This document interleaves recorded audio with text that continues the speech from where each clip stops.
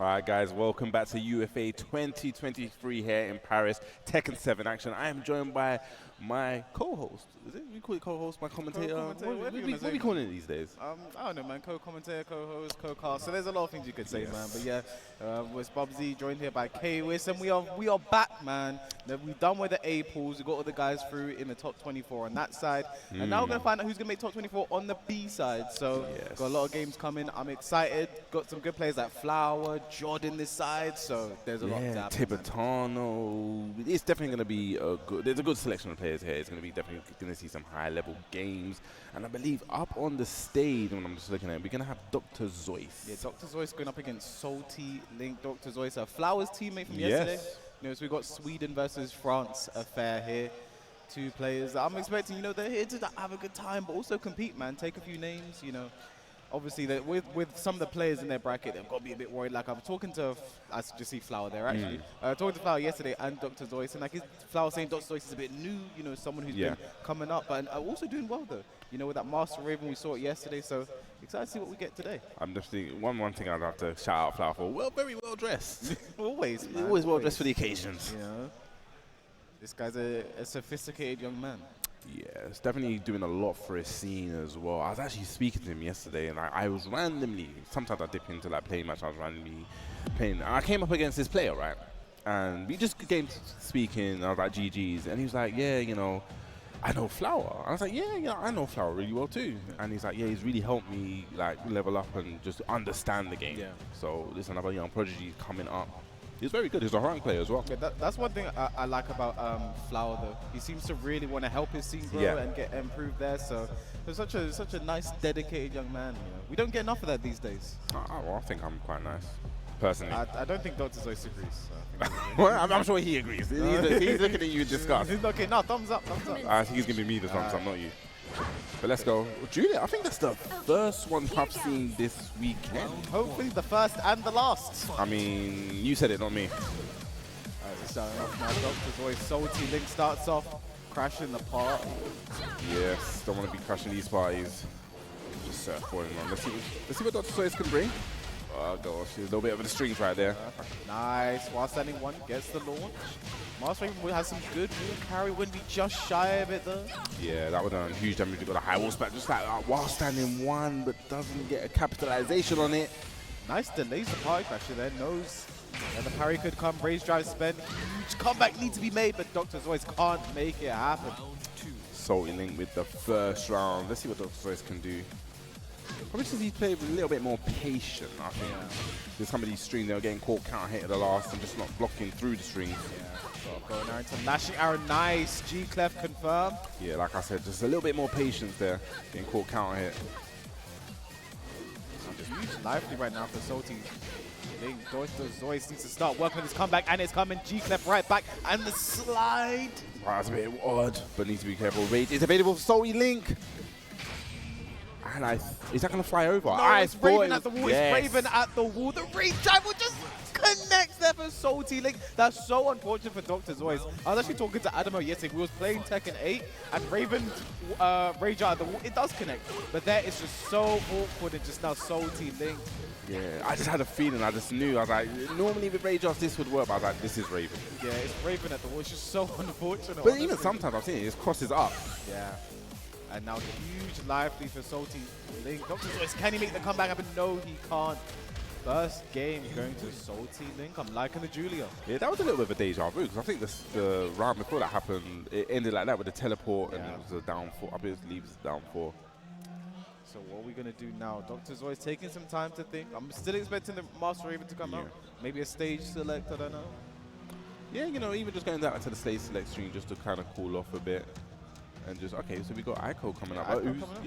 Another Master Raven player. Probably just, you know, giving a few tips in the match. But I don't really think it's a thing where he needs a tip. I just think he just needs to play a little bit more patient. You see him getting counter hit by the G clef cannon. And just getting caught by strings. You know, because Julia does have those kind of like weird strings where you just need to know it kind of goes on. Like when it goes on beyond 4 or 5 hits and you don't know, you're probably thinking, it's going to end right here. I can press the button right here. And then you end up getting counter hit.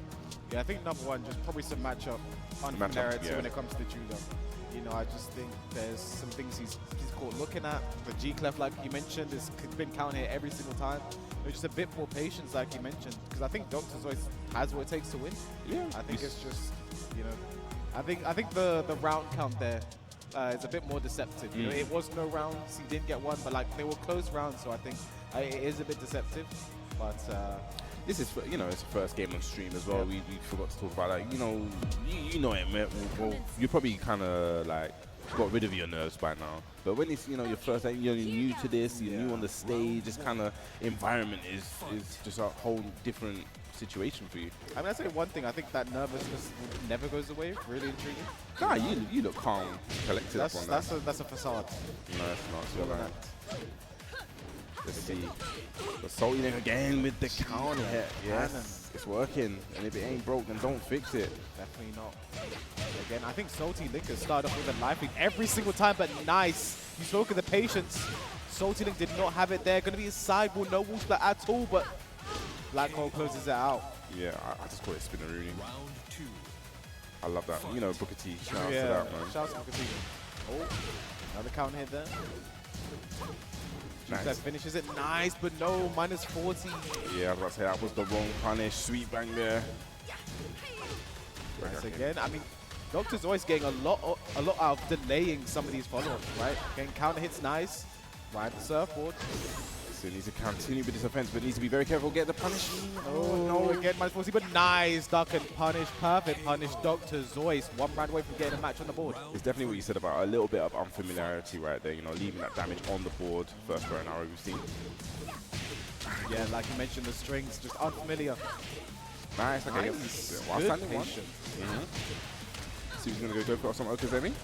Nice setup there. Just gets a combo, no drops the follow, but it's fine. Yo, what's going on? Teleporting all over the gap. Now even on life right now, but nice QCF4. This could be huge damage, potentially even dead, Bubsy. Yeah, if he gets to the wall, gets the right combo. I think this is dead. Yeah, it's definitely dead. Very nice work there from Drzoice. And no round brown to return. A no fist bump there. Really feeling good about it. He's probably just needed to calm down a bit, you know. It is literally the first game jitters, you know. We had a little bit of an esports break, you know, coming on the stage. And like I said, if you're new to this kind of environment, you got the light shine on you, you got the crowd watching you as well. You know, you just got to get past that first hurdle, you know, and, you know, Tekken is a game that is a momentum based, you know, you needed that first round, and from there, you know, he can kind of pick it up. But it's all on SaltyLink now to, you know, sit back and see, okay, what can I do now to kind of adapt to this kind of play style? Is it what changes did Drzoice make? I mean, I like that you mentioned the momentum, you know, and I think Drzoice needs to ride that momentum like he rode the surfboard there, because you saw it, played very well in that game. Let's see if it continues. We're going to the Vermilion Gates. SaltyLink definitely had a serious face. I think he's got one of the, I'd say his facial expression hasn't actually changed. Really stone cool. That's a cool cucumber right there. As someone that's dedicated and concentrating, I felt like putting that full concentrating in. Okay, nice block there. Like it, Drzoice kind of picking up on these strings now. Nice, gets a sidewall though. Oh, but a wild side one right back. Why not just do it? Sometimes you got to play risky. You got to play risky for the biscuit. I like how SaltyLink kept that combo very simple as well, but huge whip punish opportunity, but gets the second chance. Very nice, Drzoice, but drops the combo. Yeah, gets a wild standing one. Okay, push towards wall. Need to be very careful because a breakable wall was there. Are we going to go to the other wall? Okay, just goes to the front. Keeping the combo simple as an okay opportunity, but it's gone now. Again, minus 40. Spinneroonie. One more hit does it. Very nice. SaltyLink staying down when he did not have to. Forward, taking it. Drzoice still riding that momentum. That's 4 rounds straight now. Looking very good. There's G-Clef again. Counter hit. Gets caught. Counter hits. Yeah, gets caught pressing the button there. And nice start. Yeah, that patience, like we said before, just being a little bit more patient and waiting. Running 3 for plus frame. 1-1-4 finishes it very nice. The G-Clef off his own. It's a bit unfortunate because it kind of peeled off the wall that angle. I think he tried to be a bit too fancy there. Sometimes I like fancy combos. Raise drive spec. Wow. That's an interesting challenge. Yeah, so that's it for worked out though. Yeah. Sometimes, like I said, sometimes you got to throw something unexpected. Expect the unexpected sometimes. Very nice QCF4 there. So drops the combo, unfortunately. Okay, goes back to that sweet bang.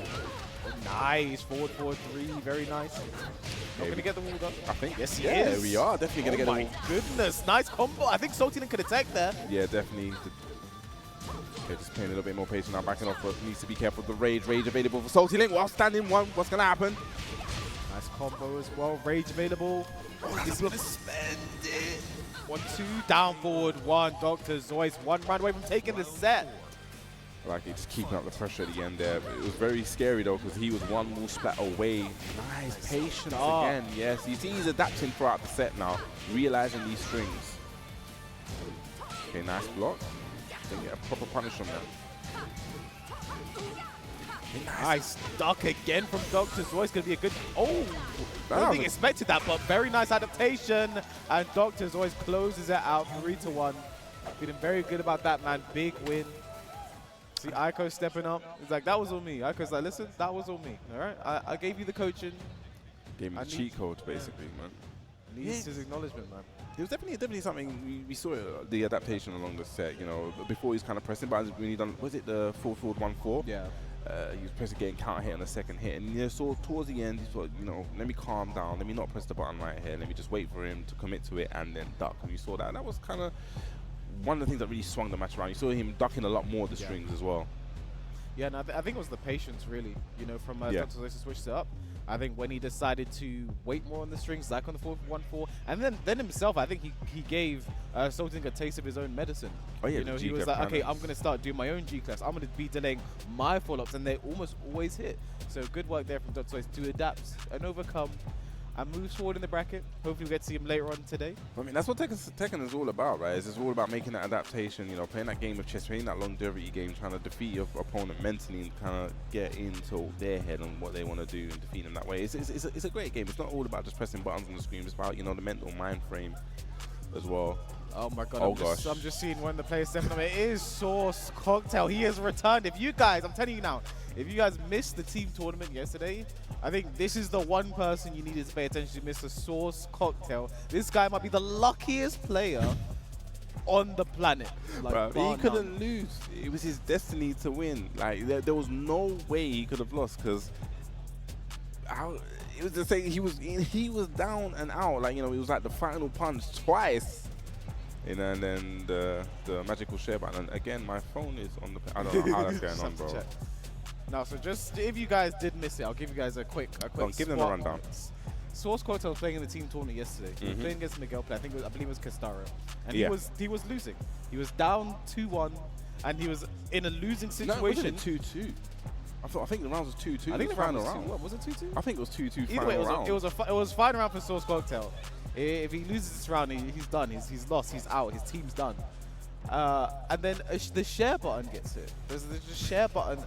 And then obviously people's like, okay, what's going on? Who pushed that? What's going on? So they end up resetting that game, that situation. Exact same situation. Sauce Cocktail was about to lose again. A share button gets hit.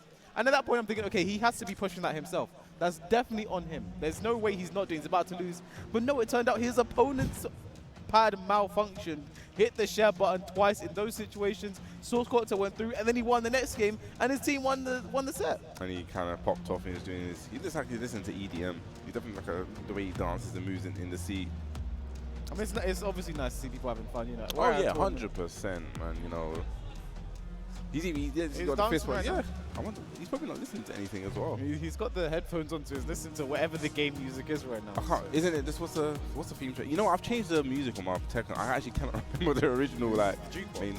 Yeah, the jukebox. I've got the jukebox. It's been changed ever since season 1. It hasn't changed back. I actually don't know the music. Sauce Cocktail already getting hyped. The people getting hyped for Sauce Cocktail. Interesting. So he's gone with that. He wasn't playing Asuka yesterday, was it? It was Lucky Chloe. He was playing Lucky Chloe and Katarina. So okay, so we've seen the Asuka today. Interesting. I wonder if he's keeping Asuka ready for today. It was the height. You know, it was like, I can't show the people the true tech on the tournament day. We're gonna see some true tech. Is this cocktail sauce saucy enough? About to find out. What's your favorite sauce? On the spot. Right, not quick enough. Not quick enough. I don't know, man. I have to think probably some reggae sauce, you know? Ooh.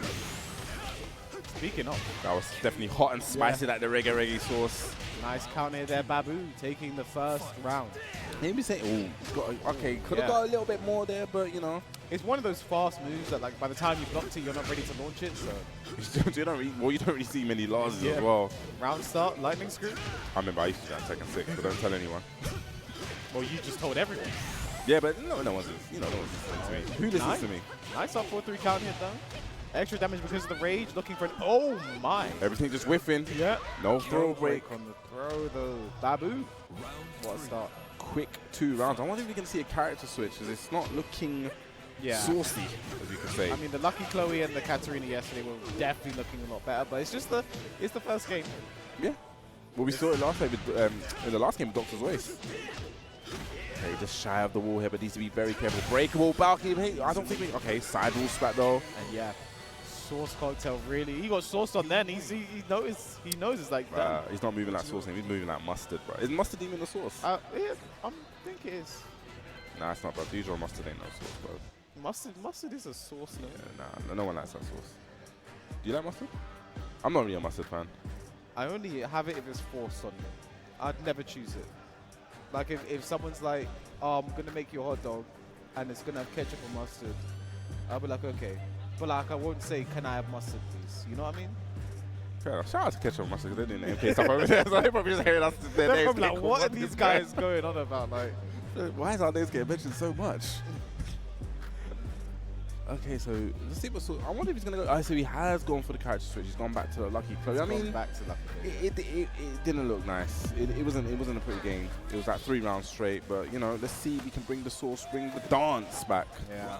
You saw him dancing in the seat yesterday. Yeah, I mean, Lucky Chloe was, I think, his most exciting character yesterday. So. Not as good with the Asuka though.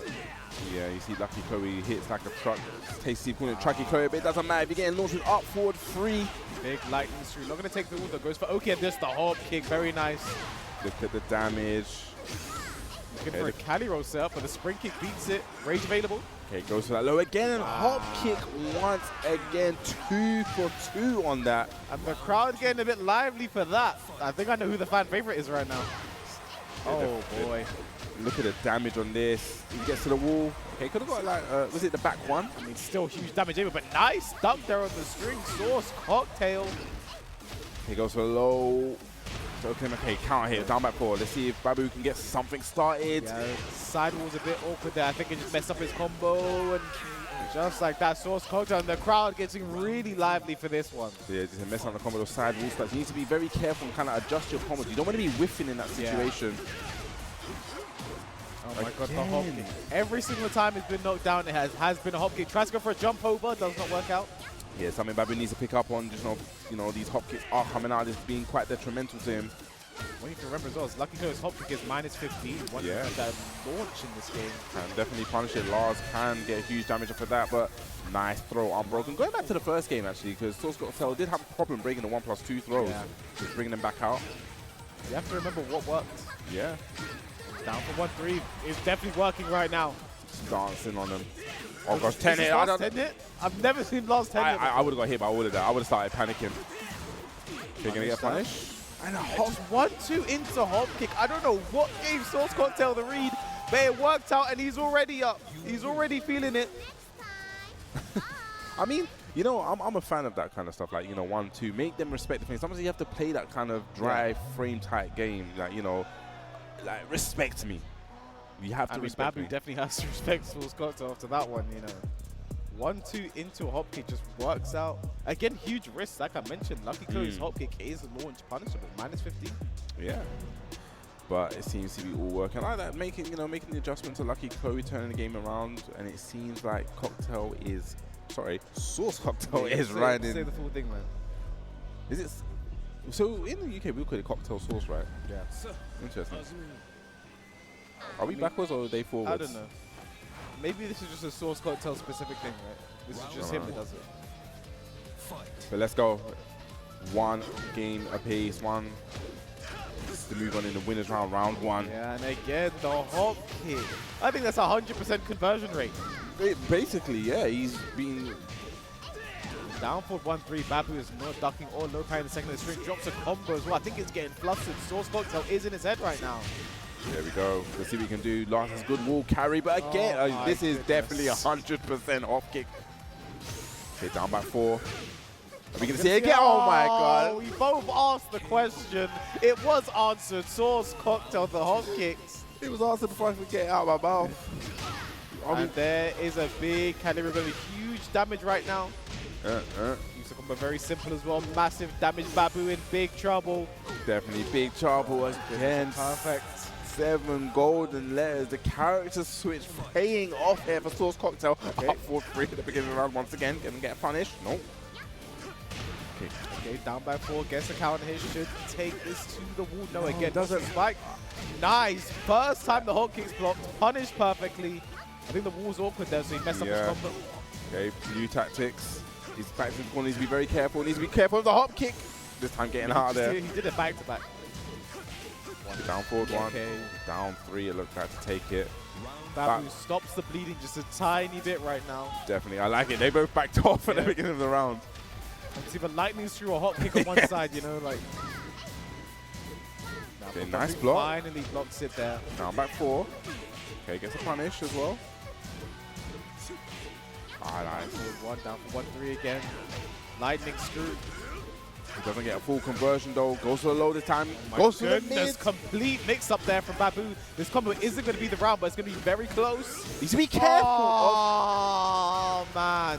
I was going to say he needs to be careful of the hop kick right there. We've seen Sauce Cocktail. It seems to be a thing when he woke up and he knew that Babou was going to pressure him, he went for the hop kick. Obviously, it has that kind of crushing frames. I've seen him try to throw at times. It's beating the throw. You know, if it happens once, you know, it's like, fool me once, shame on you. Fool me twice, fool me shame on 20 me. times. That was something there, man. I mean, honestly, I like it as well. They're giving the people a show, both of them right there. So you see Sauce Cocktail jumping up, giving a little dance to the people, man. You know, happy to be here, man. And it's great to be here. It's probably here at UFA 2023, probably the final Tekken 7 major in Europe. You're talking about final Tekken 7 major. This is actually a question I can ask you, because I feel like you'll probably be in the best position to answer it. Like, with Tekken 7 coming to Tekken 8's on the horizon, what has Tekken 7 done for you? Because it's done a lot for you. That's what I'm saying. I think you're the best person to ask this kind of question. It's done a lot when you think about it. Like, I think it's literally, I hate saying this because it sounds so sappy, but the game literally changed my life. You know what I mean? Literally changed the entire trajectory of my life. Here I am now. I'm here to commentate in events. I'll be flown out to compete in events. You know, playing some of the best players in the world, commentating some of the best players in the world. Like, it's literally changed the trajectory of, and so many other people as well. You know, you talk to so many other people, like players like, you know, Tibetano, for example. Talk to players from our country. Joker goes saying, you know, literally, it's been a life-changing game. And one of those players whose lives it may continue to change is Mr. Gunny there. You know, I spoke about commentating one of the best players in the world, one of the best jacks in the world. Definitely on the stage right there. Yes, I don't know. I knew you'd be in the best position to answer that. It's definitely, you know, Tekken 7 has done great, and it's kind of like sad to see it come to an end, but it's also exciting to see the future of, you know, Tekken 8, the major game. Like we said, UFA. We actually have Tekken 8 playable here as well, just, you know, over there, and it's just the future for Tekken is looking really, really bright. Yeah, I mean, shout out to Goody Man as well. Was the person who won the team? I don't even. He wasn't the person that won, but he was on the winning team.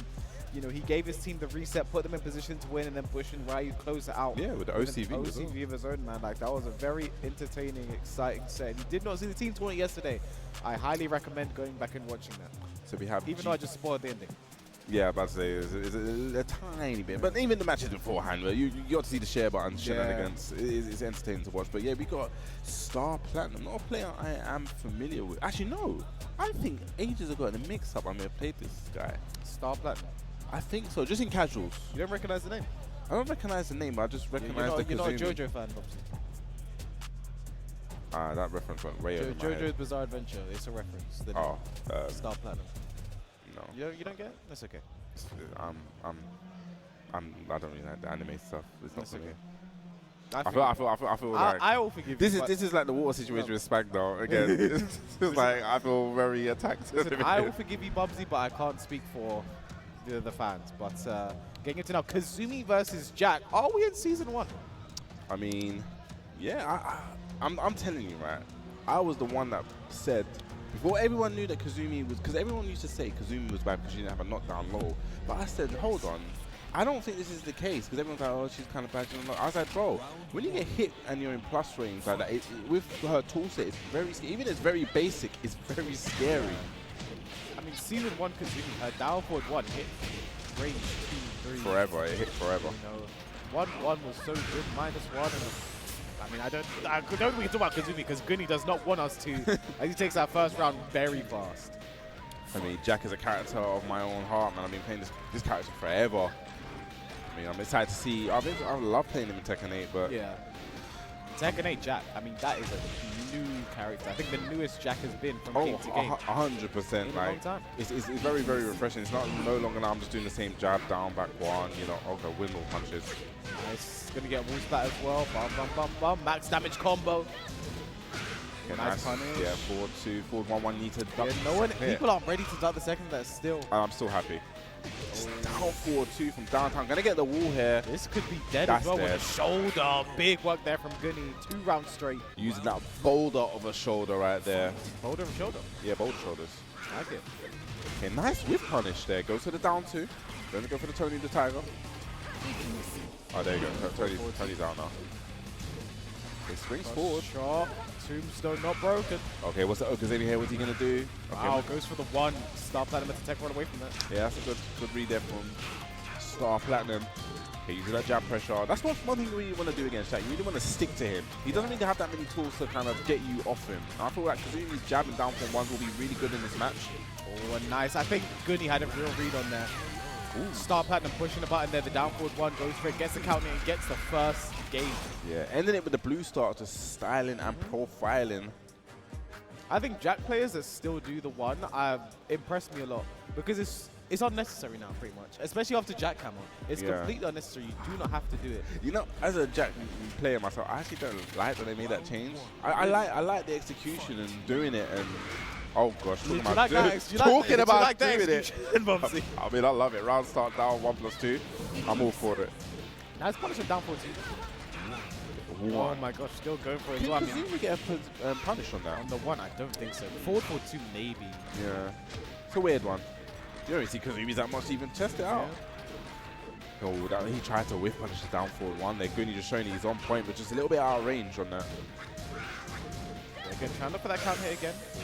Yeah, it's nice. Doesn't get the wow. Gunny just having a read and working with it. That was shades of Chicken Maru right there. Just shoulder. Shoulder, but with Jack. They went for the 1 after that. I don't understand. So when Jack does the full couch sweep, and plant the C is actually guaranteed. I don't understand when he goes for it. I think Gunny's just making sure his execution is good for the rest of the tournament. Oh yeah. Okay, but not there though. He just plants C's that time. Okay, that's going to be a wall spat. Yeah, just a little bit far. Again. Went for the repeat there. If at first you don't succeed, try and try again. And Gunny, 5 rounds straight right now. I think he went for it again. He went for something. Did he go for like a debug or something? I just heard Jack exhale. Okay, using that jab. This is what you need to do. Is really stick to Jack. A little bit late. We're going to see it again. Okay, there nice. You go. Gets it on time. They're just warming up. Nice. Okay, using the power crush. Also, Okazemi went for the down forward 2 there. Just didn't dash up close enough there. Yeah. Had the read though, he did back though. Yeah. He's gonna get, okay, just ducks in his face, trying to see if StarPlatinum would duck also. Needs to be very careful, Gunny, because just loses the forward 2. Damage. 1 more hit probably does this for Gunny. Rage available for both. Who's gonna spend it? 2-2 down forward 4 is gonna do it. Gunny's gonna take the game. 2-0, 6 rounds straight. Easy as you like. It's what he's expecting at this point in the tournament, right? Definitely Gunny moving. I really like the Gunny's Jack jacket as well. Yeah. I say it's got his name on it somewhere. I'm sure. What, Gunny's jacket? Yeah, I'm sure it has Gunny on it somewhere. Or am I just making the whole thing? Is he still wearing the Cartman hoodie? No.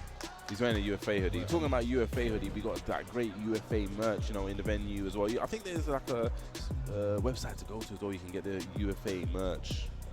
Something to definitely look out for. You don't. Huh? See, the thing is, I was gonna help you, but I didn't want to get it wrong.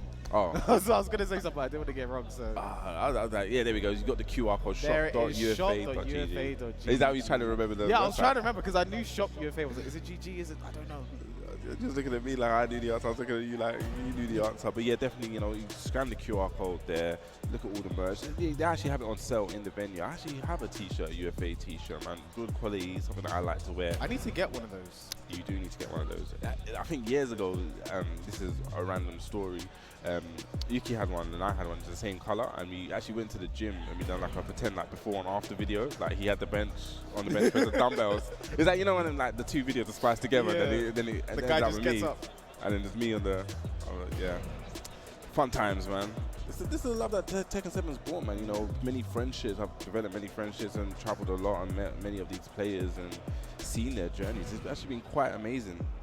Stepping up right now, we have one of the potential favorites to take this entire tournament. One of 4 Europeans that have qualified for Tekken World Tour Finals. It is Tibetano up against Kagimasu from the UK. Oh, nice. I thought Rukang was the only UK representative. Oh, we have there. Kagimasu as well. Oh, nice. I did not know. Winners semi-final of this pool. The winner will go into top 24. Just going to be winners or losers. Oh, yeah. Yeah, we're in that. And talking about amazing journeys, right? We have to talk about Tibetano's journey to the World Tour Finals. He's definitely been one that's been putting in the work. One thing I respect so much about Tibetano is the fact that he is committed to this character switch of Ganryu. Yeah. If you're going years ago, Tibetano was known as like a Geese main mainly. You know, he just literally just played the Geese. Sometimes would play Claudio or Asuka, but Geese was the main. Obviously, like people will call Geese a bit of a carry character. You know, 2D has different mechanics. You know, his damage is ridiculous, and like, you know, be like, oh, you're carried by Geese, you're carried by Geese. And Tibetano was like, cool, I'll play Ganryu, bro. He's played Ganryu, committed to the switch, and he has beaten some of the best players in the world. At Dubai Olympiad, yeah. Slash and Dash beat Kashi Snake, beat one of the best Akumas in the world. You know, the top 3 finish there. This guy went to Puerto Rico for the Challenger event and he won the whole thing. You know, I think the story of Tibetano this year is definitely a very impressive one and someone I'm really excited to see play in the finals. Yeah, it's, one of my English teachers actually gave me a saying ages ago, and she said, like, whatever you input is what you get as an output. He's definitely put in. You can see all the work. And when he's put all the grind in, all the traveling in, and he's only reaping his rewards. You reap what you sow, and it's definitely, you know, we're gonna see him in January. Yeah, gonna be very excited to see that one in New Orleans. New Orleans. So that's a place I do want to travel to America one day. I think down south and down south food is something I want to try. I really want to go, but I feel like I think I need to renew my American visa. Okay. Nice. Nice step there on the... Here we go. What's the combo? Okay. Yeah. I mean, there's an awkward situation. Tibetano still gets a nice... Nice. You need to know your options to select punish for that, and Tibetano definitely does. Big power crush. I'm going to call that a ghetto perfect. That was basically a perfect. Yeah, using the power crush at the end.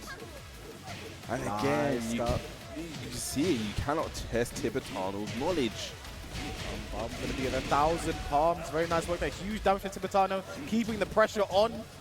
Yes, sharp. Definitely smelling blood in the water right now. 1,000 palms, and again, another perfect. Well, the first one wasn't a perfect, but it technically was. Damn. I'm calling it a perfect. Tibetano just showing how strong he is. Nice again, using that side step and duck and getting the punish. So are we going to go downstairs? We're going to keep it? Okay. Yes, we are. Unblockable sets up and gets the wall as well. Tibetano, 1,000 palms. Down forward 3.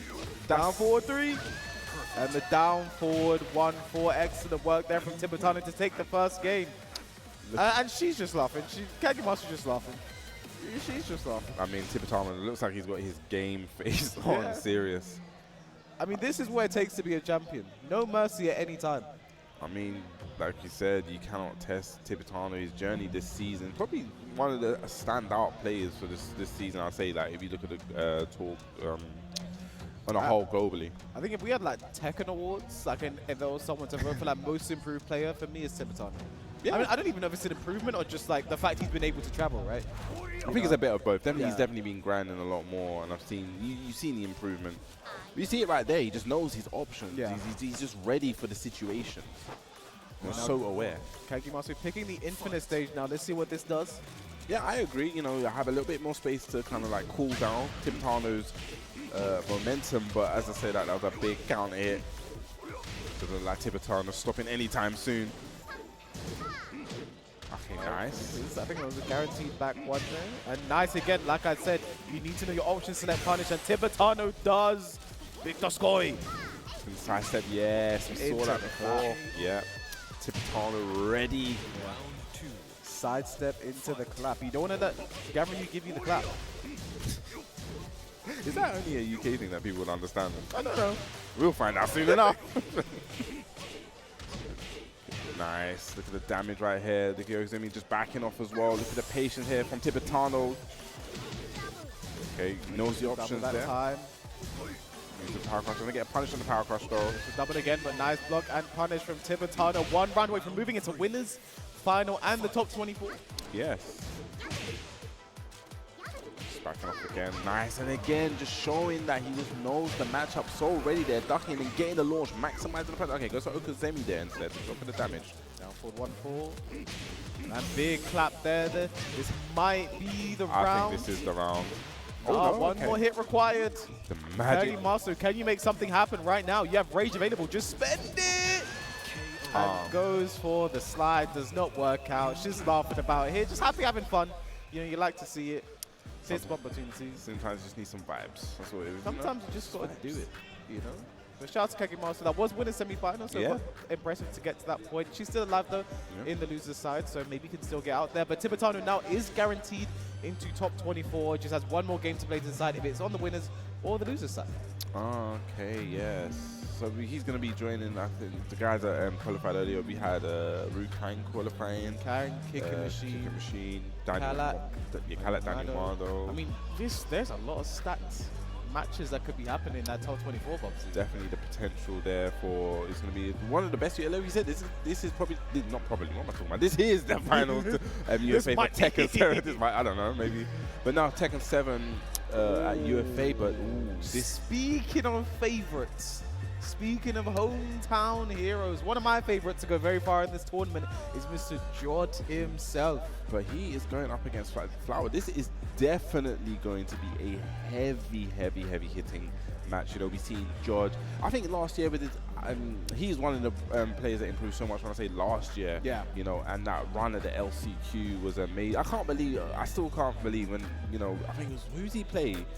He played Super Cooper. Who did he play after Super Cooper? It was Take, I think. When he played someone. He played someone. And I said to him, bro, like, you need to win this. Like, put some representation. You in, please. And he just looked at me. He's like, I got you, bro. That's all he said. The thing is with Jodd, though, Jodd's in my bad books right now, though. Oh, why? We played in ranks like a week ago or something, and like I was just not having a good time. So Jodd's in my bad books, you know. I think I'm rooting for Flower just because of that. You know, I think let's go Flower. I mean, definitely let's go Flower. You know, at the EU, we're going to be seeing the EU finals this year. You know, qualified from his region with Sona. Shouts to Sona as well. Sona is definitely one I'm looking forward to see at the end of this year. But you know, also Flower as well. You know. Yeah. Did he finish first in his region? I believe he finished first. I think so. Yeah, he qualified with Sona. You know, one thing I want to know about Jodd is this is a different hat. The second I've seen him wear that says Jodd, I believe he has a snapback, and now he has a beanie that says, like, is he getting these made, or like, is he just finding them? Like, what? Like, is it just like these hats that say Jodd? Oh, I need to get that. And then just like basically take a name off the hat. Yeah. Or like, is he getting these made? To be honest, I'll ask him later. You know, I'm gonna change my name to Trapstar. I'm just gonna keep it trying. Like, I got my own merch. Yeah, no, this is my merch, man. Yeah, but you know, that lawsuit would be swift and efficient. Yes. So we got a Flower here. And Flower we actually saw in the team tournament yesterday. And one of the things that's so impressive about Flower is his execution. He's playing Lee, which is, I think, is one of the characters which you say requires a little bit of a higher execution to maximize what you want to get from the character. You know, you can either just do a 10 frame normal jab punish, or you can do the acid rain with a guaranteed follow up, which nets, I think it's like 50 or something damage, 50 something plus damage. And it's what like sets apart the character from, you know, taking it to the next level. And obviously the back two loops and the combo is definitely something that Flower has in his locker, that high level execution. Even speaking about high level execution, you got Jodd with the Nina, the high sheet, the steps, the butterfly is something that also requires high execution to maximize. I mean, I was going to mention it, like Nina, a character with very, you know, intricate, difficult combos to pull off as well. And then the way Jodd is able to maximize, I think he is a hitbox user. That does. Some people think that does make him lose some points. You know, I don't think I'm. Are you in that camp, Bubsy? Ooh, am I in that camp? Yeah. I don't know what I'm thinking about. It's because I'm an old geezer, isn't it? Yeah. No, I hear What that. do you mean? Yeah, I heard that. You shouldn't be agreeing with me. You should be, no, man, you're not old. It doesn't sound like that. Maybe.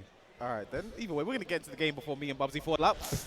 Jodd versus Flower, winners final. Both of these two are in top 24, but the winner goes to winners, and the loser obviously goes through in losers. It's pretty self-explanatory. Getting into it now. This is going to be a very, very interesting match. This is probably going to be the most even match you've commentated today, Bubsy. Yes. To see using that nice there, Jodd blocking that slide. You know, in that kind of position, it is literally a 50-50 if you let them get into that kind of situation where you're just in their face. Nice, a lot of side step ones there from Jodd. There goes for that low, needs to be careful. Okay, gets a Nice, count down hit. 3, but can't get the pick up. Very classic misinput there for League players. Okay, just back him up a little bit now. Oh, the second hit of forward 3 catching Flower. And we know Jodd is going to optimize this combo to the moon, but he drops it. Flower, last chance to lose, spends the rage drive, and it hits but drops the combo. Flower still alive though. 15 seconds left to go. Jodd has rage. And I thought it may have wall splattered, but yeah, that's kind of like I thought it was close enough to wall to be a checkmate situation there. But Jodd taking that first round, definitely that went down to the wire, and it could have been anyone's game. And again, I'm expecting rounds like this entire game. Punish Yeah, the that. punish. There it is. Acid rain. We said it before about his execution, just getting that maximum damage. Look, there's a big whiff. Nice whiff punish there from Flower. And again with that acid rain. So consistent with it. Yeah, I think even yesterday he was 100% on the acid rains. I don't remember him dropping one on a punish. Has a big life lead now though, but Jodd can definitely steal this one.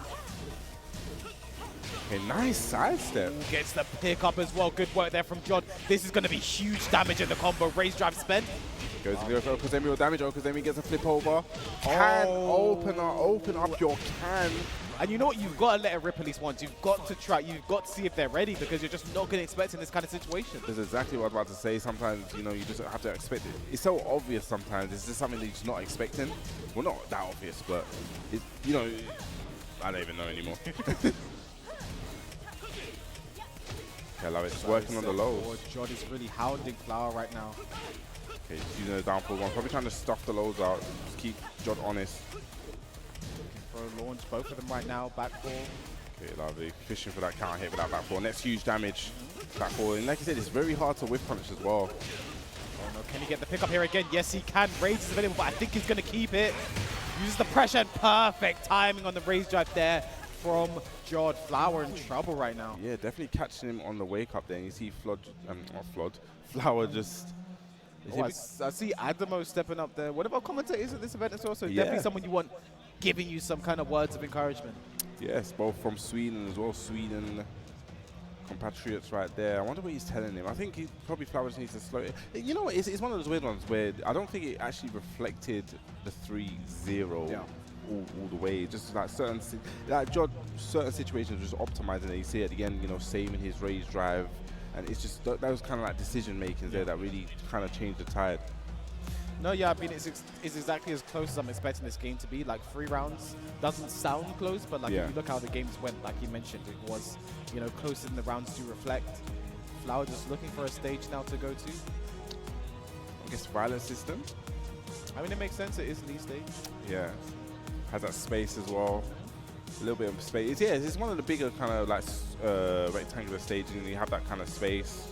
I mean, these two characters, I was going to say, like, it's a bit hard to pick a stage against Nina, because if you want to have a large space but still get walls, Nina still will take advantage of that, because both of these two characters have, back in Season 1, they were the characters known for their wall carry, right? I think as the game's gone on, characters got a bit more homogenized, other characters got stronger wall carry, but like, these guys were the OGs when it came to wall carry. Even from before Tekken 7, like when you think about the older Tekkens, like the Butterfly and the Back 2s, they were like the harder execution to actually utilize that big space when you want to travel to the walls. Let's see if Flower can make use of the violent systems. Okay, using that back four, trying to fish for that counter hit. Nice. Dark, huge read there from Jodd. Okay, keeps the combo short and sweet, goes to the unbreakable throw. I hate that situation against Nino. It's either mid wall bounces plus a block or an unbreakable throw. I mean, it's a dangerous situation. That's why Flower wants to not be against that wall. He's got Jodd against the wall now. Just fishing with that standing 3. No, had the back one there. Doesn't believe and gets low parried. And here come the butterflies. This isn't going to be dead, but it's going to be so close. Flower in trouble. I love that. Just putting the brakes on there, trying to sit bait Flower probably into spending his rage drive in that situation. Just dashing up and blocking. Down forward 1. Jodd playing so compact right now. That was a nice block. Nice read on the low there. Wow, Hayashida step. So evasive and nice. Flower gets the counter hit. Jodd can be a bit of a matcher sometimes. Flower taking advantage but dropping the combo, unfortunately. And that's going to be guaranteed. Yes, going to get the combo. And this is probably going to go towards the wall. We're going to get to the wall. I mean, this is going to put Flower in rage. I mean, look at this damage. Look at the red bar, Bubsy. And, oh, this is not looking good now. Jodd kind of taking that momentum and running away with it. It's all on Flower now to stop the bleeding here. I mean, Jodd really showing why he is one of the favorites to go all the way in this tournament, man. First game we've seen him on streaming already. Down to you again. Fish wow, for the counter hit. Very nice forward. Yeah, forward there. Has that crushing properties. Back 2-2 finishes. Confirms the counter hit there. Yeah, this is a bad position to be in. Oh, wipes the floor. This isn't going to be dead. This will be huge damage. Bobsy, but no, drops the combo. Oh. A huge life advantage there, and it just seemed that Flower kind of froze up towards the end there. I think the pressure of Jodd, I think Jodd smelled that, you know, Flower was kind of seizing up at the end and then just putting into it. No, I think Jodd really has that ability to force people to freeze up, right? Yeah. I think just the way he plays, I think he's very in your face, very, you know, very jittery. You know, I think Nina is a jittery looking character, right? And I think the way Jodd plays the character really maximizes that. 100%. And so it just really just forces you to be stuck in the mud a lot of the times, and that's how that game closed out. You know, excellent work there from Jodd. Definitely someone you want to keep your eye on to making it to that top 8 and potentially win the entire tournament. Definitely would be one of the favorites from the season. He's been, even from last season, just his improvement in general, just the way he plays. You know, you see him in many ICFCs, right? You see him playing. It's just his improvement, his level of improvement has been very, very, very impressive. I mean, he is a Tekken Mortal finalist, Bobsy. That's something that cannot be scoffed at. You know, the ability to make it there through the LCQ as well, and that's the hard way. You know, he did it the long way, right? Definitely. So who have we got coming up next? The hood on, I can't really see. And he's got the face mask on. That's double I can't see. So I think that is one of the Greek twins. I'm not sure. Just going to check. I'm not sure if it's K-Top or H though. Okay. And I'm going to check the bracket to see who they should be playing. We'll get the names in a second, but I like to know before I know, you know. Sometimes you got to make sure you have the information correct. I've just seen the bracket. So this next game is going to be H-Dope versus Warning I Spam. Oh. Interesting. This is a very, very interesting match. We're going to see the double Nina, right? It's going to be a back-to-back Nina match. So H-Dope is someone that plays. So I think he plays Geese. I know K-Top plays Julia, Zafina, and those other characters. I think they both do play the same characters, but the H-Dope I think is a Geese main, right? Yeah. It's been a while since I've seen H-Dope play. Actually, I'm surprised they both went to Tekken. To be honest, I thought they'd be focusing on MK. You know, over there. Because I remember during Clash of Olympians, which is literally the Greek Tekken major, they weren't there because there was an MK event around the same time that was, you know, more important to them, and they went to that instead, right? So, so I'm surprised that they are putting some effort and time into Tekken as well. You know, you love to see it. I mean, it's a multi game event, man. So you know, you might as well, if you got the MK here and you got them, you know, might as well throw your luck in. You never know. Let's see why not. I mean, I wonder how they're doing in MK as well. I was actually going to enter MK here. You know? I think I remember you said that yesterday, right? Why did you enter Street Fighter? Street Fighter. I've not entered a Street Fighter tournament yet besides ICFC. You've done the ICFC for Street Fighter? Yeah, I've done a few ICFCs. Oh, I never knew that. Yeah, there's H-Dope versus Warning I Spam. This is definitely going to be an interesting one. You know what I mean? Is this the first time you've seen Warning I Spam compete offline? This is the first time for me personally. I'm guessing that's a maybe. I mean, I've never been aware of him going offline at all, so this might be the first time that we know. But H-Dope, you know, been traveling a lot, especially with his twin K-Top. You know, we've seen at multiple events. They are Mortal Kombat mains, but they play a lot of different fighting games as well. Play Street Fighter as well, but Mortal Kombat is their main game. They do a lot of work, you know, in Street Fighter as well. Sorry, in Tekken as well. They do a lot of work in a lot of games. You know, it's hard to keep up. So it reminds me of Nivek is also from Greece, right? And he's like an MK and puts a lot of work in He's Tekken. qualified for the MK Pro Tour.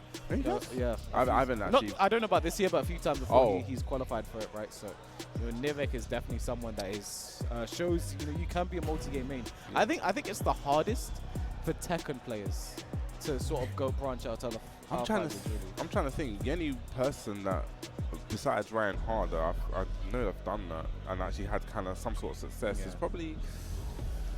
I think you have John Ding and Book that play Street Fighter. You know they do pretty well there. Really? Nivek we mentioned H-Top and H-Dope and K-Top as well. You know they play other fighting games as well. But I think Tekken players are the ones that really stick to their game the most. The only one I can really think of is Real Menace. Yeah, I mean he's doing great in Street Fighter. Yeah, like that's literally the only one I can think of that's actually branched out and actually made it like in a successful high level. Yeah. You don't really have like a Justin one, for example, like a Tekken that's doing multiple different at the same time. But either way, we're gonna forget about that for a second. We're getting into our next game right now. And this is again, I think the first Geese. So like we saw one Junior. This is literally the first Geese that I've seen this weekend. Hopefully, it's the first and the last. Man, well, you got like 60 odd days to get all the Geese you can. I mean, I think he's a cool character personally. I know the whole 2D element, but I like it. I think it's cool. He's the worst to play against, to be honest. Yeah. That was a dinosaur mode. How did I do that? Okay, using that down forward one. We're down forward, looking for a count hit.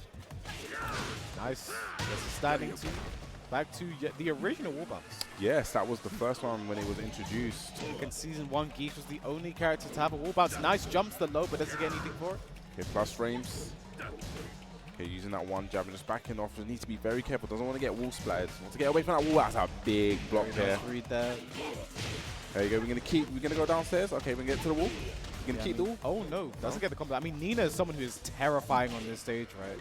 Yeah, probably so. Probably wanted to save it. Nice. Sidestep gets the count hit. This could actually, never mind. It's not going to be dead at all. It's not commentator's curse. It just didn't happen. I said could, not would, and just like that, back 3-2 going to take it with 4 seconds left. Yeah, so you need to keep an eye on Geese's meter to when he has access to cancel that back 3-2. Okay, Live is playing very, very patient now. Just staying this way, seeing what Morning Ice Spam's going to do. Nice block on the low. Nice duck on the 2. Yeah. Not a lot of people duck the 4-3, you know. Yeah, I was about to say it's the first time, you know. He's been showing it quite a bit in the first round. Oh gosh, there's a mix-up, stand up. Get cool pushing a button there, very interesting. Okay, Ace-Dope playing once again very, very patient there, but getting the counter hit, getting one nice spam to press the button. Are we going to go downstairs? We definitely are going to go downstairs. Gets that wall splat as well. Gets a double rebuking, big damage.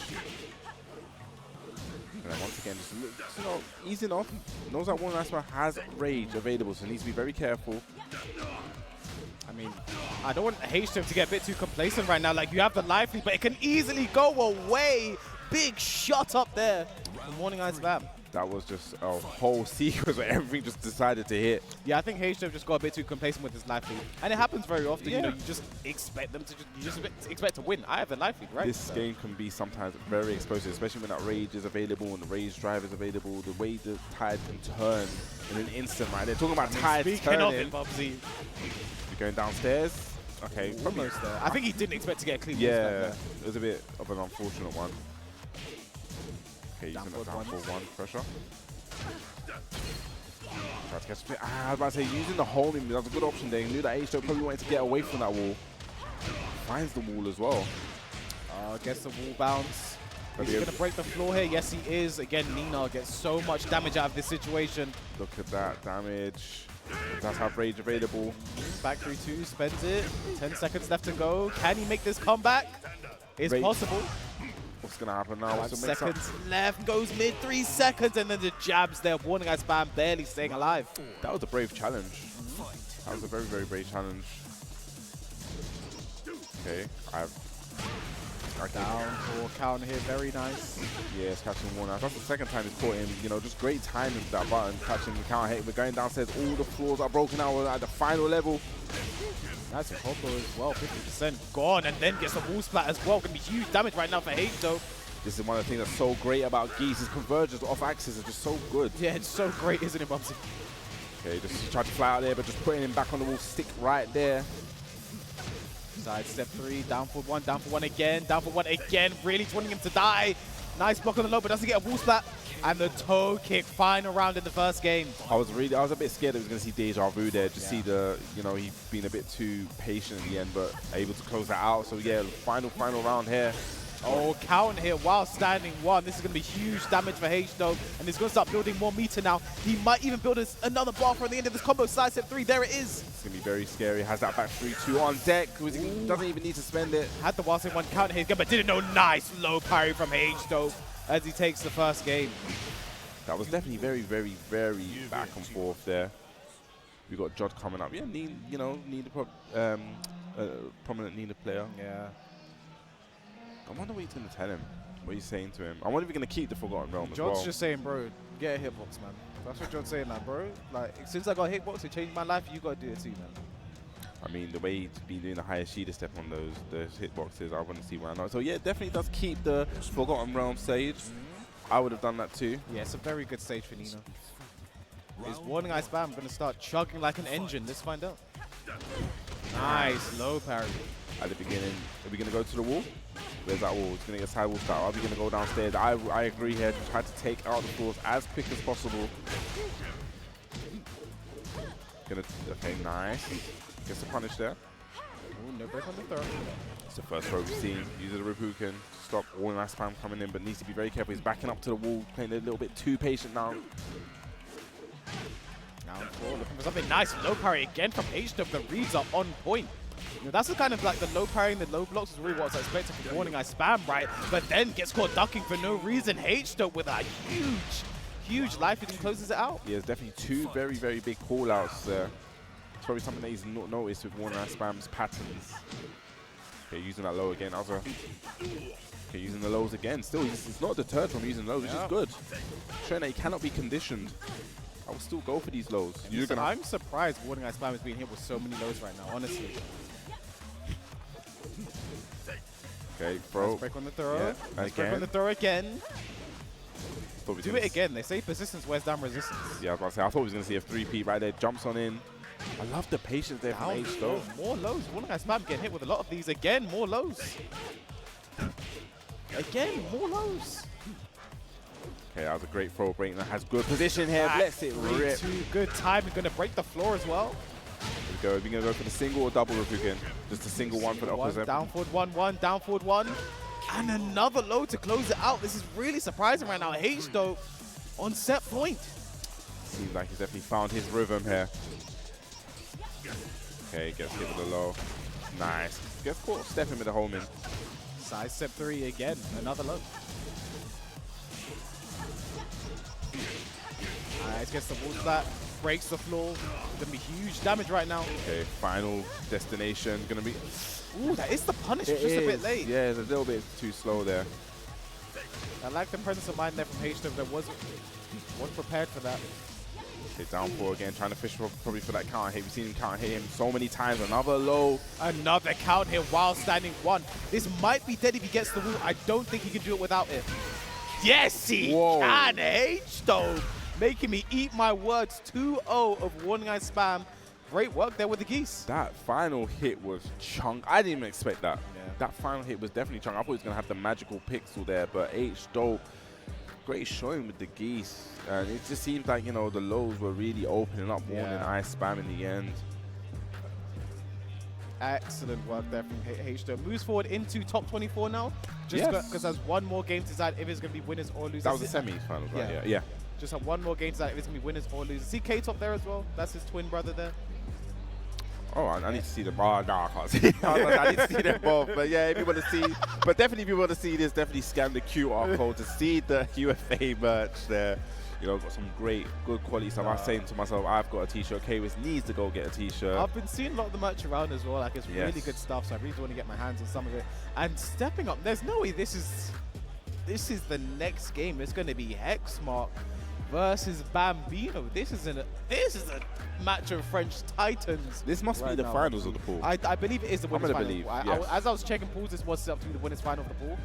So this is going to be an insane game. Banbino is also someone who's actually qualified for the European Cup finals, so we'll be seeing him there as well. Yes, they're definitely excited to see that Kunimitsu right there. But Hexmark, another one of those character specialists. You see him with the Miguel. You know, you don't really see many Miguels. You see a few Miguels.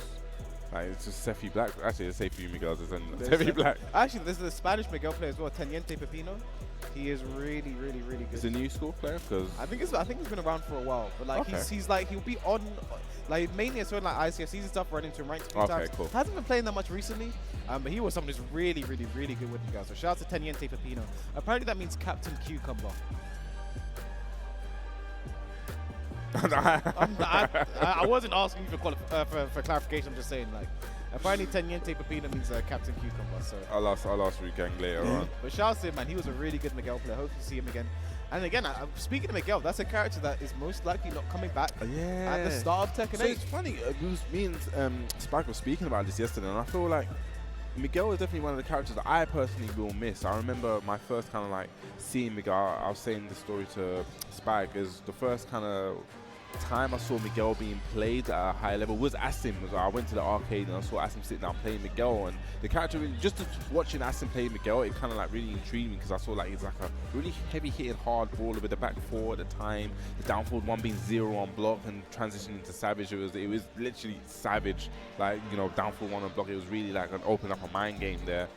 Did actually get nerfed in the it was Tag 2, where they kind of made it minus, because it was quite medicine. Yeah, I mean, obviously with the character being gone as well, I wonder like what are the Miguel mains gonna do? You know, I think Banbino, Hexmark is someone that'll be okay in my opinion. I actually played him in the beta. Okay. Ran into him random. He was playing pool. The stuff I was seeing him do a pool, I'm like, you know, this guy's gonna be fine in Tekken 8, man. You know, I think it's gonna be interesting. He's someone as well who plays a lot of characters anyway. Yeah. Has a bunch of Tekken God Omegas. Has some of the highest prowess in Europe. You know, so he's someone I think will definitely be fine come Tekken 8. But it's going to be interesting to see what people do. I'm very excited to see what players who... it sounds mean to say excited, but like what they're going to do without their characters. Like, who are they going to pick? How their playstyle's going to evolve. I think one player I'm really excited to watch in Tekken 8 is Rukang. You know, like without Bob, I'm just wondering like what is he really going to do? Because I think his playstyle is something that's very unique to the character. You know what? Now that you said yes, 100%, he is very 50-50 heavy, but I think Bob's tools also kind of help him. Like, even though people will say, oh, you can just play Kazooie with the health. I don't think it's the same. Like, with Bob has like the 4-4-2s, the side step 1+2s. Bob's got some really good mids, because he ain't got those. Because he's not really known for having that many good mids. Yeah, so I'm excited to see what some of those players do. You know, I want to see how they. It sounds so mean. Like I'm not saying it in like, oh yeah, they've lost it. But I mean, like, I want to see how they adapt and evolve into the next game. It'll be interesting to see. Even I wonder if when developing the game, they kind of thought about these things. Like, you know, are these characters aren't gonna have their main? We're gonna probably, you know, give, I don't know, say pull something that kind of resonates with that kind of style of character, so they kind of more go towards that, so they're not missing out. Literally gave Jack Gigas moves. Like, I'm kind of, you know what, I'm really happy with that, because Gigas is always a character I kind of wanted to play, but I just never got around to doing it. I'm just like, yeah, just give him some stuff. I'm cool with it. And we're getting into now the match of French Titans. Going to be Hexmark versus Banbino. Yes, Miguel versus Kunimitsu. Another character that's not made the main roster. Yeah, but I think like Kunimitsu players, they've been playing like if you're maining Kunimitsu, you're a high level right now. You're probably playing a character at a high level anyway before this point, so you'll be fine. Oh yeah, it was DLC. Literally did Kunimitsu or Lydia come first? I believe Lydia was last. I can't remember. Yeah, no, I actually think Lydia was the last one. They were the last two characters come to the game. So yeah, you've been playing for a long time anyway. Talking about a long time. That was quick time from Banbino, getting that first round really quick there. Nice, low parry, good reading call out there from Banbino. Should take this to the wall. Yes, it's going to get full wall combo damage as well. Bad position for Hexmark to be, needs to work his way out, but that back two. Very nice work. Nice, goes for the raw mix-up, does not work out. But I think the risk reward in Banbino's favor. Yeah, just ducking there in his face, not afraid. No punish there, scared of the last hit. I mean, again, that last hit is -14, and it leaves you in doubt. Miguel can launch it, so. Savage 2, Savage down back 3. Those are such hard-hitting moves from Miguel. Banbino looking for a launch there, just out of range. 18 seconds left to go. Down 40, punish that, back turn mix. Wow, good break on the throw. Oh, with a rage drive. What is interesting there is Hexmark went for the power crush, but broke the throw. In Tekken 8, you're not going to be doing that. Out on a hit, baby. Guaranteed. It's a change you're not really familiar. Like, how do you feel about that change? Well, I don't mind throws versus power aggression parries. Yeah. I just think counter hit throws, and like if I just jab or something and I can't break the throw, I think that is very simple.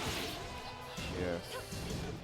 Hexmark once again in a bad position, back against the wall, needs to be extremely careful. That's a good duck, but just a little bit too late. But gets a counter hit back. It's hard to launch because the third and fourth hit are like very tight. So yeah, you could normally just probably get a while standing four, the best thing to do in that situation. They will trade with a four hit if you do while standing four. Oh. Yuck. Nice duck there from Banbino. Doesn't get bigger punish though. Could have been the round. Nice side step from Hexmark. Could have been an awkward combo. Can you convert? Love Very nice from Hexmark. That's a character specialist right there. Knowing the situation, knowing the guaranteed hit after that as well. No, honestly, because I play Miguel as well. He's a character like who off-acts his combos they're difficult. So bad. Like they're terrible. So great work there from Hexmark. Sam down back through the lows are coming out. Love it with this huge command and life lead. Okay, using that forward four. Try to stop Banbino from stepping there. 1-2, nice punishes it. Okay, breaks the throw this time. Okay, down forward one, steps to down forward one. Forward 4-2-2, one more hit, down forward 3-2. We're going to a final round. What is final here? Definitely Hexmark just bringing it back. Okay, starts off with the generic down forward one, Savage 2. Nice side step, but oh, that's so unfortunate there for Hexmark. He had the right read, but it just happened to just whiff. Again, that's just Miguel's range. It's just a bit awkward in that situation. Nice back points, but could have got a punish. No, that's the high one. Oh, he was in stance. Yeah. They look so similar, but nice hop kick there from Hexmark. Sephi Black-esque, and this should be the round, and it is. Good work there from Hexmark to take the first game. That was a reverse sweep, 3 rounds back, man. Being 2 rounds. I mean, you said it many times before about Nin saying that it takes 2 rounds to down. It should take about 2 rounds to download your opponent. I see Fireblade and Super Kuma both getting up there for their respective sides. I mean, it's an all-French affair here. Yeah. Parlez-vous français, Bobsy? No. I'm not speaking French. Were you there last year when I was trying to speak it to Super Kuma and Yuki and they laughed at me? They laughed at you? Yeah, they just Super Kuma, is that true? It is. He'll tell you after. I just saw him like nod his head yes. Wow. They laughed. Maybe next year I'll try again. D'accord. So we're going to get into the second game here between Hexmark and Banbino. We do have the Banbino gates. It is Kunimitsu stage. Yes, a special stage entrance as well. One thing looks like in Tekken 8 that Reina might have one of those on that new stage. Say Raven. Reina. Oh. On that new stage, that might be that chair she's sitting in. That might be on that stage only. Or she brings that chair to every stage. I mean, Paul brings the wall. I mean, I wouldn't, wouldn't put it past it, but nice unbroken throw there from Hexmark. Using that 2-2. Just kicking off the mask. Yeah. Like, that kick must have been savage. He kicked the shins and the mask fell off. Stab 2, stab down 4-2, guaranteed. One more hit does this for Hexmark. Generic down 4, excellent work. I love that there because he went for the down forward 3 there, and obviously it has the mid extension. So it kind of just messes up the timing a lot. Okay, using that forward 3, trying to catch that side step him. Oh, the second hit just clipping Hexmark there. Definitely was looking for a whiff punish there. Superman punch. So he went for the double. Yeah, just a dig jab just to stop all that pressure. Okay, using that down forward 1. Just backing off, gets caught with a low sweep though, guaranteed hit. And attacking again with the lows. 1-2 right back. A lot of 1-2s, nice finishes that time. Guaranteed hit. Nice throw break as well. Big life lead for Hexmark. Have it just, hard ducking. Ooh, a game of chicken, and Hexmark is going to be your victor as he goes 1 round and it's set point. It's just like that, he was 2 rounds down and it's a 5 rounds straight here from Hexmark. Oh my goodness, Hexmark really feeling himself right now. But again, this is something I think that could be Hexmark's kryptonite a bit. I think does get ahead of himself, can be a bit more disrespectful in his play, especially when he's close to finishing it out. Let's see if it comes back to bite him. No, -14. Yes, that was the wrong punish. Okay, using that forward 4, probably check. This is gonna plus frames, 1-2, 1-2 again. 1-2 right back. The 1-2 nice duck there from Hexmark. Sat down back 3, nice block. Tries to go for a mix-up in the punish there. You know what? Even though it didn't work, I like that from Banbino. Doing that extended duck there is to make Hexmark think about the full crouch sweep. It didn't come off. It didn't work out his way, but like I like the idea there because if the Wild 3 hits gets the combo, that could be the round. Definitely could be the round there. You know, sometimes in that kind of situation, it's the last chance saloon. You know, he blocked the sweep before, so that was probably in his head like, okay, Hexmark is looking out for this sweep, but it wasn't to be. Hexmark being very patient, making the read, staying. You know, I'm not gonna duck right here. Getting the punish and moving on. He's going to be moving on the winner's side. Yeah, they're both in top 24, but that's going to be winner's side for Hexmark, loser's side for Banbino. I mean, it's just a bit unfortunate there. I mean, I think, you know, in hindsight, you'll say, well, Banbino should just taken the punish while sending 1-1. They use his plus frames from there. But, like, you know, I like the idea. It just didn't come off. I mean, if it works, it's a genius. If it doesn't, he's a fool. So it's one of those unfortunate situations there. Yeah, like you just said, if it works, all thumbs up. So I think we have 2 more winners finals matches left to go. So every game we see on stream will be a match to qualify to top 24 winners side. All the players we see will be in top 24 regardless. This is Tibetano going up against Mugiwara no Jr. next.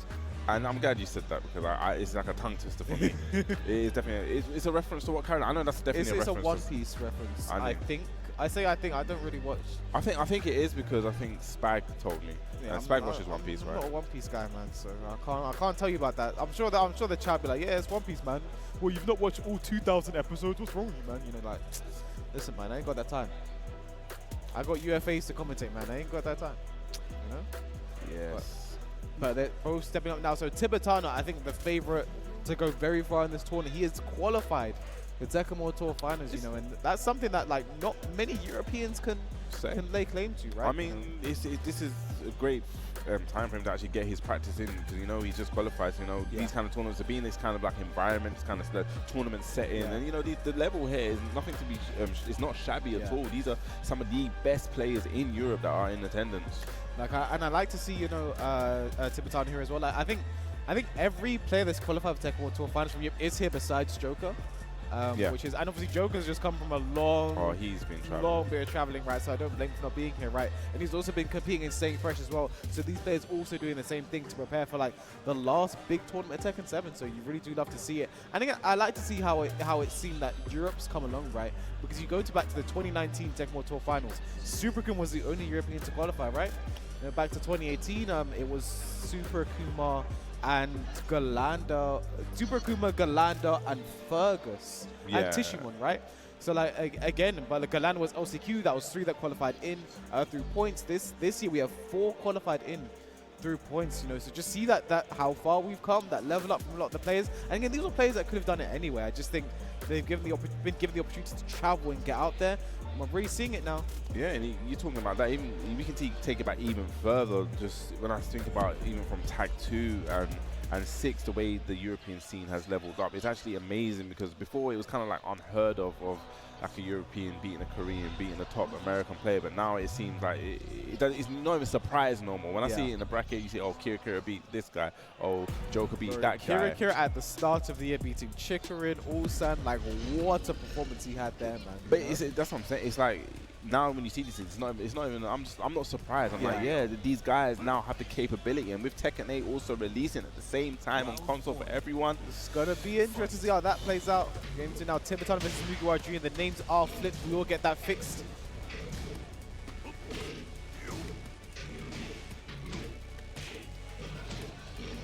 Okay, so we got Tibetano, and I love it right there. Using the mix-up, goes to the unblockable. Let's go. Goes to that generic downfall there. And, you know, I was saying this is the first Gigas we've seen today. And, you know, Tibetano, we were talking about before, he played the Lucky Chloe and he had all the knowledge. Sorry, perfect punish. I have to say that real quick. Yeah, that's what I'm saying. Talking about the knowledge, like he's just showing that he knows. And look at, he has the big body combos as well. Huge lively right now for Tibetano. Okay, 4-4-2. And just the down two, the hammering them down. Hammer of the Gods. And nice, goes for the high that time again. I mean, in that kind of situation, it is kind of a little bit of a guess. Talk about guessing. And finally, you know what? I respect it. You know, it worked 2 times. Why is it not going to work 3 times? But Tibetano was very aware of it that time. Great awareness there from Tibetano. Nice sidestep again. It just seems like Tibetano just has such great read and knows the matchup, knows when to step, has great timing, goes to the low. That was very good because the power crush was active on Gigas. Punish that, very nice. Yeah. No Junior showing that he knows.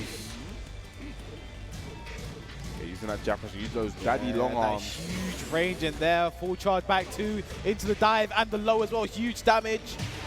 And the running 2, which belongs to Jack in Tekken 8. You do not understand how much I love that move. Okay, nice 1-2. whip punish with a 1-2. Mugiwara playing so well right now. Need to give Jack that 1-2. Oh, gonna be huge damage to the walls right there. Okay, nice. Back 2-1, sorry. Down 3. Down back 2. Tibetano in huge trouble. Mugiwara taking the first game in dominant fashion, you have to say. I mean, it's one of those things where people don't really rate Gigas that highly, but I genuinely feel that in a tournament setting, just the kind of like tools that Gigas has in a first to 2, I really feel that he's a scary character. Yeah, I mean, you know, simple jab. Like we saw it under that jab range. Is obviously jab +1, just so, you know, such a houndy move you can do, and then finishes for the 1-2 huge punish as well. You know, I think just the simple tools, playing very basic, simple Tekken with Gigas can be very effective. And we saw what Mugiwara did in that first game. Definitely, I would really rate Gigas as a very good tournament first. And you see, who's that Asian player that plays Gigas? Eugene Boy? There's another one as well. Dotarin? Yeah, that's the one. Let's see how Tibetano can answer. You know, we said it before. Tibetano's had them amazing season, so I will definitely not count him out here. Yeah, no way. But Mugiwara looking very, very confident, very comfortable as well. Oh, unblockable setup. There it is. Mugiwara just caught looking right there. I mean, you know what? That happens to everyone. That happens to everyone once. Everybody gets one. Yeah. Nice power crush there from Tibetano. We've seen him do that before, where a follow-up to the string is coming, does the power crush to absorb the hit, and then finish them off. Nice. They're definitely going to go to the wall. Yeah. Are we going to get a big body combo again? Jab, jab. Man. Oh, no. Gets peeled off. Didn't get to play no patty cake that time. Back 2-1 finishes it very nice into the stomp. Down 4-2. Nice option select there from Mugiwara. Yeah, that was definitely a good option select. But down 4-2 from Ganryu. One of his best moves. If at first you don't succeed, you low parry. Very nice work there from Mugiwara. Should take this to the wall. Clean wall splat as well. Okay. Ooh, nice patience from Tibetano though. Goes mid to finish off Tibetano. The Okazemi from that situation is actually really scary. Okay, I love it. Backdash 1-2. He gets caught, get up, counter hit, kick. It's something that's gone in Tekken 8. We ain't going to be seeing those no more. Oh, thank God. Okay. Down back 2, down back 2 again. Does his down back 2 actually have high crush properties as well? A little bit, yeah.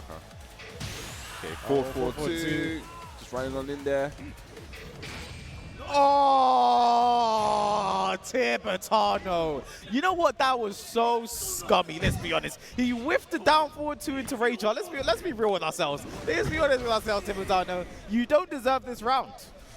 I don't know. Oh, man.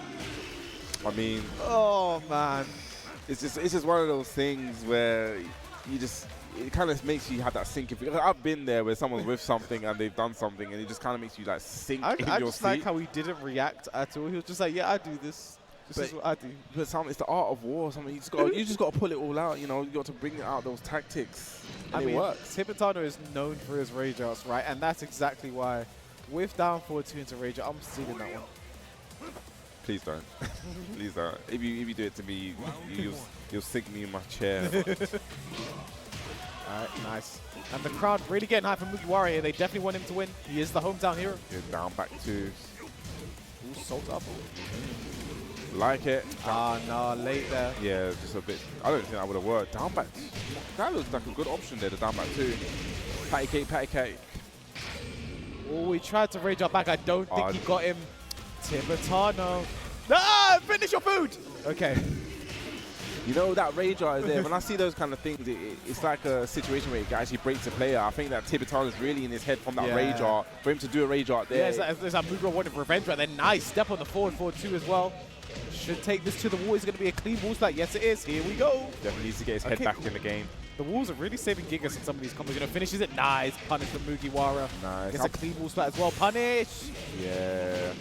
Side wall splat going to save him. One more hit does it. Tibetano 5 rounds straight right now. I definitely think it all went downhill from that rage art. Yeah.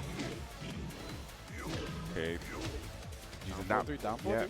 That move is so annoying and lovely with punish hit, but doesn't get a full conversion. Yeah, too many follow-up jabs after the down 4-2. Okay, just gets caught pressing the button there. That was a big counter hit. Down 4-2 again.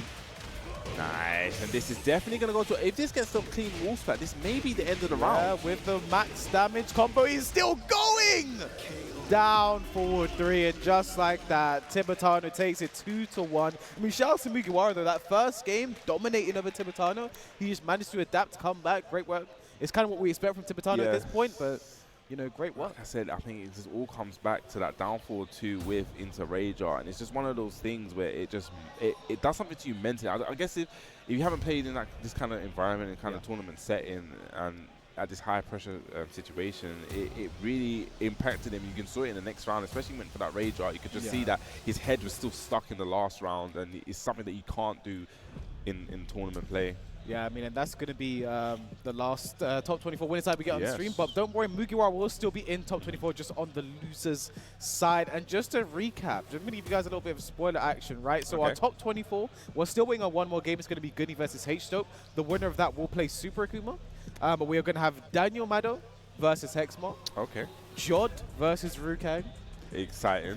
Tibetano versus Kalak, and then Super Akuma plays the winner of Gunny and H-Dope. And again, Gunny versus Super Akuma, if that happens, will be a run back from the mix-up early this year where Gunny made it to top 8 over Super Akuma. Yes, definitely. And then he popped off. Gunny is one of my favorite personalities because on Twitter, like when I think even his 5th that mix-up, like he did, you know that meme of the guy who's like at the Olympics, he's celebrated with his medal, he's like popping the champagne, but there's like 5 other guys ahead of him. Like he posted that, and I found that really funny. So shout out to Gunny for that one, man. Yeah, so I think before that we are going to take a little esports break here, but you don't want to go anywhere, man. You've read the list of matches. They are not good games. Yeah, they're not matches you want to miss. So stick around, get yourself some refreshments, and come back here. Oh, okay. No, we got some more. No, we actually get some time to talk. Okay. I don't mind some time to talk. Okay, let's talk. You know, you'd have to see. I mean, again, also just look at the loser side as well. There are some big games, you know, setting up there. You know, Flower still alive. Babino versus Nemo, that could be a good game. You know, Kicker Machine still alive on the loser side as well. So a lot of games still to come. And again, the Gunny versus H-Dope game, winner that plays Super Akuma. And again, a lot of the people you expect to be favorites are still alive in the winner side. You know, Daniel Mado, Jodd, Super Akuma. Kalak and Tibetano, unfortunately, they have to play for top 8, but I expect both of them to make it. But, you know, again, that's gonna be a huge clash of styles as well. So I'm going to put you on the spot again. Okay. So who would you say is your favorite to take this weekend? Who's your favorite? Entire thing? Yeah. If I had to say based on performance, I don't know, Super Akuma's looked really good today. He's looked really good. 100%. If I had to go based on form, like throughout the year, to me it's an easy Daniel Mado pick. But to me, his performance today has been a bit shaky. Okay. I don't know if he can continue to win with the way he's playing. Unless I've not seen him play the Jin today yet, though. Yes. But to me, based on form throughout the year, my easy pick is Daniel Mado, right? Based on the way they played today, you know, Super Akuma's looked good, Kalak's looked really good, Jodd's looked amazing. So it's hard to say, but I'd say Super Akuma. That's the one I go for. Okay, I'm going to give my quick one. I think Rukang's up here Dark Horse today. He's always a Dark Horse. Yeah, but I think today's going to be the day he's going to play that. I mean, he wants to look for back-to-back top 8s in the mix-up. So that'd be, sorry, not the mix-up, UFA. I come to France, I mix it all up, you know. Yeah, I do believe now we'll be heading to a short break. But thank you guys for tuning in. Do not go anywhere because top 24 actions when we return.